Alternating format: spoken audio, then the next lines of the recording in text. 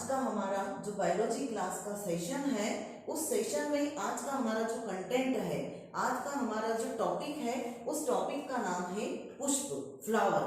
पुष्प की संरचना। इस पुष्प की संरचना का बेसिक कॉन्सेप्ट आप लोगों ने 10th क्लास में, 11th क्लास में उसमें भी देखा है। अब चूंकि 12th क्लास में थोड़ा सा हमको ब्रॉड कॉन्सेप्ट देखना है, उस ब्रॉड कॉन्सेप्ट में हमको ये देखना है कि उसमें आपको पुष्प में निषेचन कैसे होता है, नर युग्मक कैसे बनते हैं, मादा युग्मक कैसे बनते हैं। तो इसके लिए सबसे पहले हमारा जो कॉन्सेप्ट क्लियर होना चाहिए वो है फ्लावर। फ्लावर क्या होता है, एक प्रारूपी पुष्प या एक टिपिकल फ्लावर। अब चूंकि यहाँ पे ये पुष्प का डायग्राम आपके सामने बना हुआ है, मैं थोड़ा सा इस डायग्राम में आपको बताना चाहूंगी कि जो ये पुष्प होता है, इस पुष्प में सबसे नीचे होता है पुष्प वृंत, जिसे हम कहते हैं पेडिसल। जहां से हम पुष्प को पकड़ते हैं वो कहलाता है पुष्प का वृंत, यानी कि पुष्प का डंठल।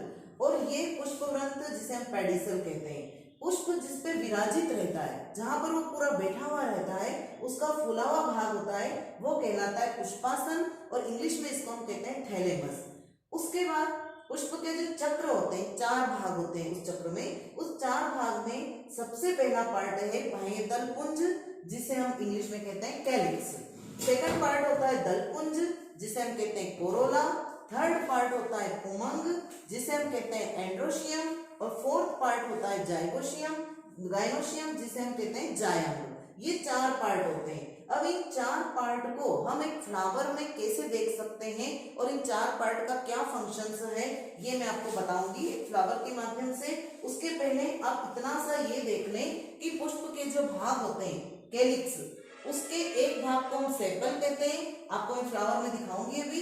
कोरोला के एक भाग को हम पेटल कहते हैं, एंड्रोशियम के एक भाग को हम स्टेमिन कहते हैं, और गाइनोशियम के एक भाग को हम पिस्टिल कहते हैं। अब इसमें आप ये देखिए कि चारों भाग फ्लावर में कैसे दिखाई देते हैं हमें। और दूसरी बात, जो एंड्रोशियम है और गाइनोशियम है, ये मिलकर कहलाते हैं जनन अंग, और कैलिक्स और कोरोला दोनों मिलके कहलाते हैं सहायक अंग। दोनों मिलके सहायक अंग होते हैं। अब एक्चुअली में ये जो फ्लावर है, ये फ्लावर में आपको लाइव एग्जांपल देकर एक फ्लावर का एग्जांपल दूंगी। एक फ्लावर आपको दिखाती हूँ और उसमें उसको एक्सप्लेन करना चाहूंगी। तब इसमें फ्लावर वाले इसमें आप देखिएगा, जिस तरह से हमने एक फ्लावर को पकड़ा हुआ है, यहाँ पे आप देखिए मैंने यहाँ से इसको पकड़ा है, तो जहां से मैं इसको पकड़ रही हूं ये इसका कहलाता है पेडिसल। पेडिसल मतलब पुष्प वृंत, ये यहाँ पे चित्र में आपने बनाया है। उसके बाद यहाँ पे आपको एक फुला हुआ भाग दिख रहा है, इस फुले हुए भाग को कहते हैं पुष्पासन। ये पुष्पासन जहाँ पे पुष्प विराजित रहता है। उसके बाद चक्र शुरू होते हैं हमारे कैलिक्स, कोरोला, एंड्रोशियम, गाइनोशियम। ये एक जो है हिबिस्कस रोजा साइनेंसिस इसको कहा जाता है, और ये जो है गुड़हल के नाम से प्रचलित है। सभी बच्चों ने इसको देखा होगा। अब इसकी विशेषता होती है कि इसमें आपको एक 5वां जो है ऑर्गन भी दिखाई देता है, अलग से पार्ट है, जिसको हम कहते हैं इपिकैलिक्स। ये भी इसका सहायक अंग ही होता है। अब कैलिक्स, ये कैलिक्स आपको यहाँ दिखाई दे रहे हैं, ये कोरोला है, ये एंड्रोशियम है, ये गाइनोशियम है। अब हम सबको इनको अलग अलग देखेंगे, अलग अलग समझने का प्रयास करेंगे। सबसे पहले मैं बात करती हूँ कैलिक्स की। हम इसको उल्टा करते हैं और इसमें आप देखिए कैलिक्स, ये पूरा जो है मिलकर कैलिक्स कहलाता है। पूरे जो पूरा समूह है इसका बंच है वो कैलिक्स है। लेकिन यदि मैं इसके एक पार्ट को पकड़ती हूँ, ये मैंने एक पार्ट को पकड़ा, तो इसको हम कहेंगे सेपल। ये सेपल कहलाता है। यहाँ मैंने इसको डिस्प्ले किया है कि इसको सेपल कहा जाता है। अब इसका कार्य भी आपको मालूम होना चाहिए कि इस कैलिक्स का कार्य क्या है। इसका कार्य है कली अवस्था में पुष्प की रक्षा करना। आपने गुलाब के फूल में देखा होगा कि जब कली रहती है वो पूरी तरह खिलती नहीं है, तो वो इस तरह से पूरी उसको बंद करके रखती है फ्लावर को, ताकि कोई कीट उसको हानि ना पहुंचा सके खिलने से पहले। तो ये कली अवस्था में पुष्प की रक्षा करता है। इसको हमने कहा कैलिक्स, हिंदी में इसको बाह्यदल पुंज भी कहा जाता है।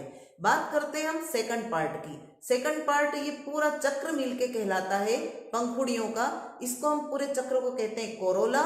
लेकिन यदि एक पार्ट को हम पकड़ते हैं, ये मैंने यहाँ पे सिर्फ एक पार्ट को पकड़ा, तो इसको हम कहेंगे पेटल। ये पेटल है। अब हम इसका कार्य देखेंगे। इसका कार्य है रंगीन होकर कीटों को परागण की क्रिया के लिए आकर्षित करना। आपने देखा होगा कि पुष्प जितना सुंदर होगा, जितना आकर्षित होगा, उसमें जितनी सुगंध होगी उतनी पर परागण की क्रिया बहुत ज्यादा होगी। अभी आगे जो है आपको परागण पढ़ना है, तो आप देखें कि ये परागण में महत्वपूर्ण भूमिका निभाते हैं कोरोला। और जो इस पर परागण में, क्योंकि इन पे जो कीट हैं, भंवरों को आपने देखा होगा कि भंवरे आते हैं और आकर पुष्प के ऊपर बैठते हैं और वहां से परागकणों को उठाकर दूसरे पुष्प पर ले जाते हैं। तो ये जब तक आकर्षण नहीं होगा, कलर इनका जो है अट्रैक्टिव नहीं होगा, भंवरे इस पर नहीं आएंगे, कीट इस पर परागण के लिए नहीं आएंगे। तो ये पूरा चक्र मिलके कहलाता है कोरोला, और इसका एक पार्ट जो है वो कहलाता है पेटल। यहाँ तक आपको क्लियर हुआ होगा। और ये ध्यान रखें कि कैलिक्स और कोरोला ये दोनों पुष्प के सहायक अंग कहलाते हैं। अब बात करते हैं हम थर्ड पार्ट की। ये दोनों यहाँ पे क्लियर कर दिए मैंने, कैलिक्स कर दिया, कोरोला कर दिया। यहाँ आप देखिए ये कैलिक्स है और ये जो लाल रंग से मैंने यहाँ शो किया है ये कोरोला है। अब हम बात करेंगे एंड्रोशियम की। एंड्रोशियम का अर्थ होता है नर जननांग। नर जननांग में आप देखें ये यहाँ पर आपको ये पुंकेसर्स दिखाई दे रहे हैं, ये एंड्रोशियम है। पूरा गुच्छा मिलके कहलाता है एंड्रोशियम। और यदि हम इसके एक पार्ट को देखते हैं तो ये कहलाता है पुंकेसर, या इसको हम कहते हैं स्टेमिन। अब इसको आप देखिए, ये यहाँ पे मैंने शो किया है, ये पुमंग है, ये एंड्रोशियम है। और इसके एक पार्ट को अभी मैं आपको यहाँ पर समझाऊंगी, ये पूरा एक पार्ट है इसका। तो ये एंड्रोशियम है और इसका जो कार्य होता है वो कार्य है नर युग्मकों का निर्माण करना। इसमें नर युग्मक बनते हैं। अब कैसे बनते हैं आपको बताएंगे। अब उसके बाद में जब इसको हम यहाँ से पूरा रिमूव कर देते हैं, इस तरीके से इसको पूरा रिमूव कीजिए। और रिमूव करने के बाद में जब हम इसको पूरा रिमूव कर देते हैं तो हमारे पास जो हमारा लास्ट पार्ट बचता है वो होता है गाइनोशियम। गाइनोशियम का मतलब होता है मादा जननांग। अब मादा जननांग जो होता है उसके एक पार्ट को हम कहते हैं पिस्टिल। जैसे एंड्रोशियम के एक पार्ट को क्या कहा हमने, स्टेमिन, ऐसे ही इसके एक पार्ट को हम कहते हैं पिस्टिल। अब इसमें आप देखिए ये गाइनोशियम, पिस्टिल, और यहाँ पे मैंने अलग से इसको शो किया है गाइनोशियम को। अब इसमें आप देखिएगा गाइनोशियम की संरचना आपको बहुत अच्छे से दिखाई दे रही होगी। ये ऊपर वाला जो होता है ये कहलाता है स्टिग्मा, ऊपर वाला स्टिग्मा, बीच वाली नलिकाकार संरचना स्टाइल, और नीचे आपको दिखाई दे रही होगी ओवरी। ये तीनों मिलके कहलाता है पुष्प का मादा जननांग, जिसको हम कहते हैं गाइनोशियम। और गाइनोशियम के एक पार्ट को हम कहते हैं पिस्टिल या कार्पल। तो इसके अंदर ये जो ओवरी दिखाई दे रही है आपको, इसके अंदर ही अंड कोशिका होती है और इसके अंदर ही ओव्यूल होता है। ओव्यूल मतलब बीजांड। अभी आपको बीजांड डिटेल पढ़ना है, 10th क्लास में नहीं है, 11th क्लास में नहीं है, लेकिन 12th में आपको इसको बीजांड को भी पढ़ना है और किस तरह से इसके अंदर निषेचन की क्रिया होती है वो भी आपको देखना है। तो ये इस तरीके से पूरा यहाँ से यहाँ तक मिलाकर मादा जननांग कहलाता है। और इसके एक पार्ट को मैंने बताया कि इसको कार्पल या पिस्टिल भी कहा जाता है। और ये दोनों पुष्प के जनन अंग हो गए। अब आप यहाँ देख लीजिए कि ये एंड्रोशियम जो है इसका जो सिंबल होता है वो है सर्कल, उसके ऊपर एरो। और गाइनोशियम का जो है सिंबल उसमें देखिए सर्कल और इसके नीचे प्लस का निशान। तो ये आप ध्यान रखें कि जो इसके डायरेक्शंस दिए हुए हैं इनको समझने का प्रयास करें। अब चूंकि आपने ये फ्लावर का देख लिया, अब इसमें हम बात करेंगे पुष्प की संरचना। आपको बहुत अच्छे से समझ में आ गई होगी, आपने लाइव देखा है। तो ये पूरा डायग्राम आपको किस तरह से बनाना है ये भी मैं समझाऊंगी। ये पुष्पवृंत बनाया, पुष्पासन, पहला part calyx, second corolla, then third androecium और फोर्थ हमने बनाया गाइनोशियम। अब आपको ये देखना है कि ये जो पुमंग और जायंग है इनमें क्या होता है। तो सबसे पहले बात करेंगे कि यहाँ पर ये हमको जो रेड रंग के छोटे छोटे दाने दिखाई दे रहे हैं ये क्या है, ये है परागकण। इन्हीं से जो है नर युग्मकों का निर्माण होगा और आगे निषेचन की प्रोसेस होगी। तो 10th क्लास तक के लिए भी ये इंपॉर्टेंट है। क्यों है? क्योंकि उनको पर परागण पढ़ना है, स्वपरागण पढ़ना है। और 12th क्लास के लिए तो अत्यंत महत्वपूर्ण है क्योंकि उनको आगे इससे डिटेल भी पढ़ना है, उसमें जनन भी देखना है, दोहरा निषेचन क्या होता है ये भी समझना है। तो हम पहले एक परागकण की संरचना देखेंगे कि इसके अंदर जो कण भरे हुए कैसे होते हैं। तो परागकण जो होता है वो दोहरी भित्ति वाली संरचना होती है। बाहर उसके होता है एक्साइन जो कि थोड़ी सी कठोर होती है। अंदर की लेयर जो होती है वो थोड़ी सी सॉफ्ट होती है, उसे कहते हैं इंटाइन। अंदर एक केंद्रक होता है और इसी केंद्रक से इसी केंद्रक से जो है ये जो विभाजन होता है इससे, और 2 न्यूक्लियाई का निर्माण होता है। और ये जो है अंदर यहाँ पर रिक्तिका पाई जाती है, और जो इसके आसपास पूरी जो लेयर है एक्साइन, अंदर वाली इंटाइन, ये जनन छिद्र, यहीं पे जो जनन की क्रिया शुरू होती है। इसको हम माइक्रोस्पोर भी कहते हैं, लघु बीजाणु भी कहते हैं। 12th वालों के लिए इंपॉर्टेंट है, ये भी ध्यान रखें कि परागकण को माइक्रोस्पोर और लघु बीजाणु दोनों कहा जाता है। अब इसकी बात करते हैं हम कि परागकण का कार्य क्या है। तो यहाँ हम देखेंगे पुंकेसर, स्टेमिन, जो मैंने आपको अभी फ्लावर में दिखाए थे स्टेमिन। इस स्टेमिन की संरचना देखिए आप, ये कितने भागों से बना हुआ है। ये परागकोश, अंदर इसके भरे हुए परागकण, और ये बीच में होती है कनेक्टिव योजी, और ये इसका जो नीचे का डंठल होता है इसको कहते हैं पूतंतु। अब इसकी संरचना भी देख लीजिए आप, मादा जन्नांग की पिस्टिल या स्त्री केसर की ऊपर होता है स्टिग्मा, बीच में लंबी नली स्टाइल और ओवरी, जो मैंने आपको इसमें हाईलाइट करके बताई थी। स्टिग्मा, पतली नली स्टाइल, और नीचे आपको दिखाई दे रही है ओवरी। और इसको हम यहाँ पर इसके माध्यम से मैं आपको अगला क्वेश्चन जो है हमारा अगला कंटेंट समझाने जा रही हूँ, वो है परागण और परागण के प्रकार।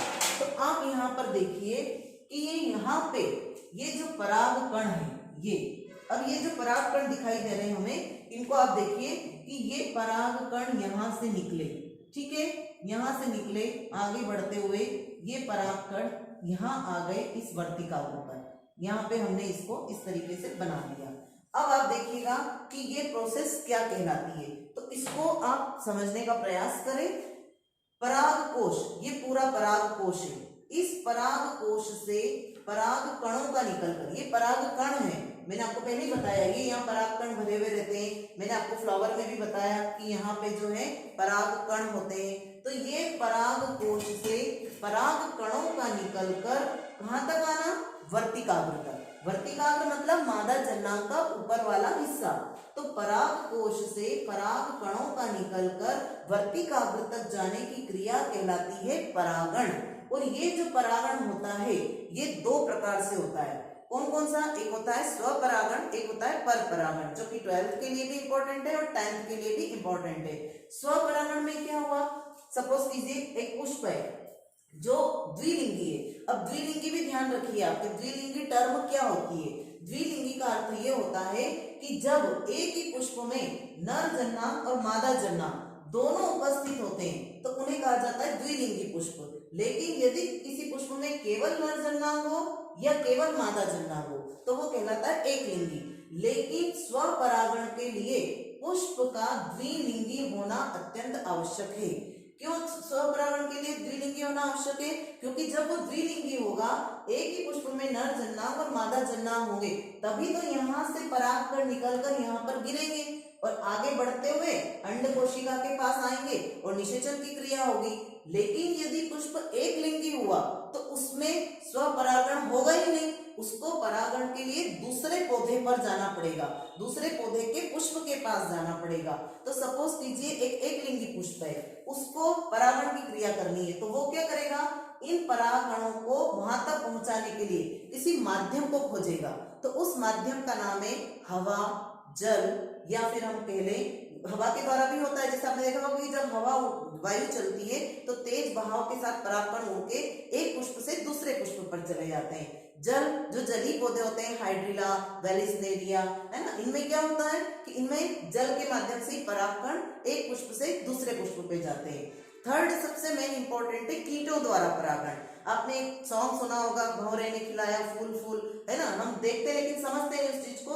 बच्चों को ध्यान देना चाहिए कि क्यों फूल क्यों खिला, क्योंकि जो भंवरे थे या कोई भी कीट है, इंसेक्ट है, वो जाकर किसी पुष्प पर बैठता है तो उसके पैर में या पीठ में परागकण चिपक जाते हैं, वो उनको वहां से उठाता है और स्टिग्मा पर, मतलब किसी दूसरे पुष्प के मादा जन्नांग पर जाकर छोड़ देता है, और वो वहां पर चिपचिपा पदार्थ स्त्रावित होने के कारण यहाँ पे आ जाते हैं, चिपक जाते हैं, इसकी भित्ति गलती है और फिर ये अंदर प्रवेश करते हैं। और यहाँ पे ओव्यूल होता है, ओवरी, जिसके अंदर ओवरी होती है, इस ओवरी के अंदर ओव्यूल्स होते हैं, इसमें यहाँ पर अंड कोशिका होती है। उस अंड कोशिका से यही नर युग्मक क्रिया करेगा और उसके बाद में भ्रूण बनेगा, भ्रूण से नया बीज और फिर पौधे का विकास होता है। तो ये इस तरह से पूरी प्रोसेस होती है। तो स्वपरागण पर परागण आपको समझ में आया होगा, लेकिन इनके कुछ ड्रॉबैक भी होते हैं, लाभ भी होते हैं, हानि भी होती है।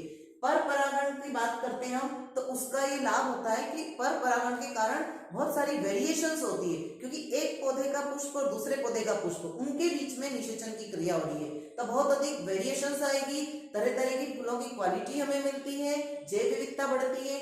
दूसरी बात ये होती है कि इसमें कमी है इसकी कि इसमें समय बहुत अधिक लगता है, क्योंकि एक पुष्प से परागकण दूसरे पुष्प तक पहुंचेंगे समय लगेगा, दूसरी संख्या भी अधिक मात्रा में चाहिए, क्योंकि जब ये निकल के दूसरे पुष्प पर जाते हैं तो गिर जाते हैं।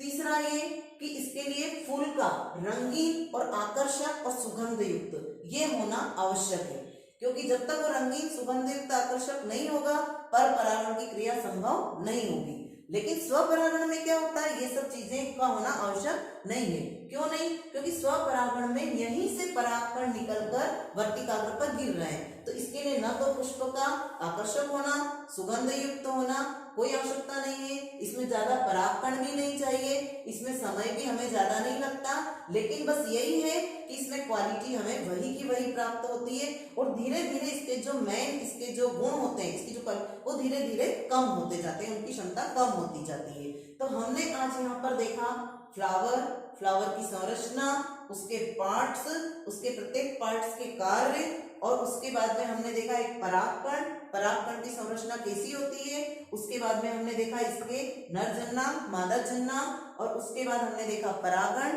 स्वपरागण और परपरागण। तो एक पुष्प के माध्यम से आप इतनी सारी संरचनाओं को अच्छे से देख सकते हैं। अब मैं आपको यहाँ पे पुष्प का जो चित्र है वो आपको मैं छोटा सा बताना चाहूंगी कि आप किस तरह से इसको ड्रॉ करें।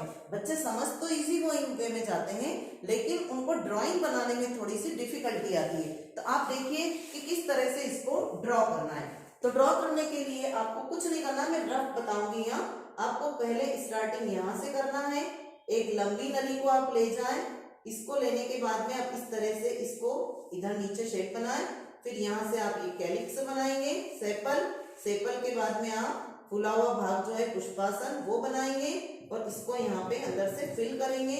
यहाँ ओव्यूल्स बनाना है, फिर इसके जो पार्ट्स हैं वो आप बनाने की कोशिश करेंगे। ये बनाया, इधर से ये बनाया, फिर यहाँ पे बीच में आप इसमें पुंकेसर ये बना दिए।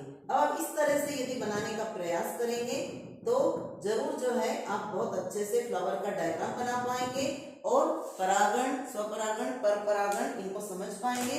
अब जो ये टॉपिक है, इस टॉपिक को मैंने स्पेशली हमारे जो शासकीय स्कूलों के जो विद्यार्थी हैं उनके लिए तैयार किया है, क्योंकि बच्चे हमारे यहाँ इस तरह के बच्चे भी होते हैं जो कहीं पे एक्स्ट्रा अपनी जो है वो पढ़ाई नहीं कर पाते हैं, तो वो इनको देखें, समझे, और ये हमारे यहाँ के विद्यार्थी हैं जिनके द्वारा ही जो है मैंने प्रयास करवाया, और इन बच्चों ने छोटा सा एक पुष्प का जो है आपके समक्ष जो एक मॉडल बनाने का जो है प्रयास किया है, ये हमारे विद्यार्थियों के द्वारा ही बनाया गया है। बहुत टैलेंटेड बच्चे हैं, तो इन्होंने ये बना के और इसको प्रयास किया है समझाने का। तो आप इसको देखिए और जो है समझने का प्रयास करिए। नेक्स्ट सेशन में हम देखेंगे बीजांड, और बीजांड के बाद में दोहरा निषेचन। Okay, thank you.